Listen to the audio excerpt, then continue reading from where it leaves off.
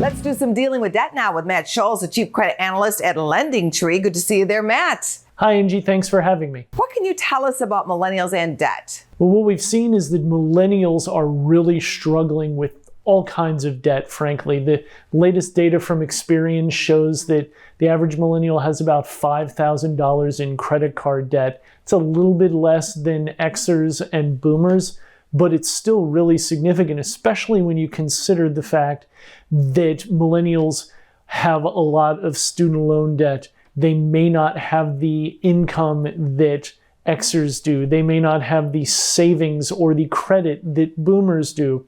So you add it all up and then factor in inflation, rising interest rates, and other things.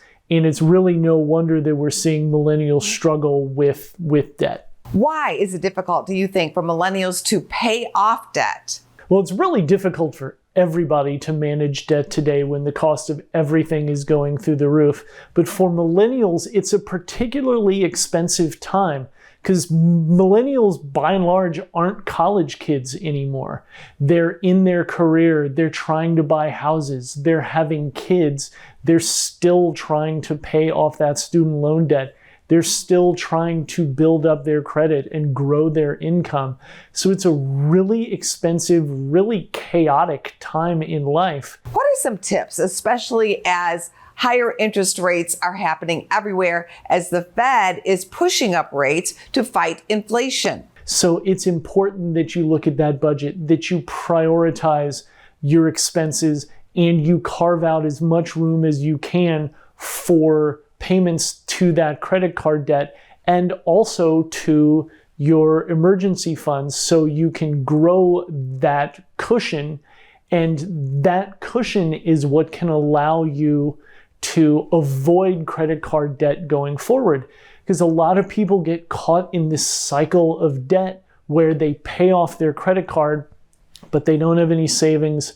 So what happens is the next unexpected expense, like a flat tire or a vet bill, will go onto the credit card and you're just in debt again, and that cycle of debt keeps spinning. So it's really important to take the time, carve out some extra money in your budget if you can. Easier said than done, obviously. But if you can, make some sacrifices, cut some costs, raise a little bit of income, and see what you can do to knock down that credit card debt and build up that emergency fund. It'll be a really, really big help.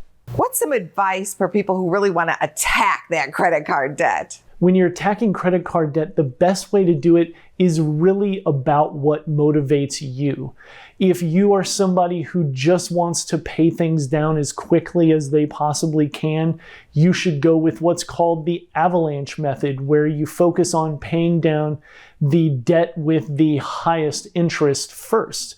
And if you are somebody, however, who is more motivated by small wins and you need a little bit of juice to get going, and paying off a small debt and being able to close a card is something that's going to get you excited and keep you going, then what's called the snowball method is what's right for you. And with that, it's all about paying down the smallest balances first, getting them out of the way, banking those small wins, making you feel good and excited about the progress that you're making, even if it's small. Terrific tips as always. Thank you, Matt. Thank you, Angie. Always good to talk with you. Go to businessfirstam.com for where to see our show on TV.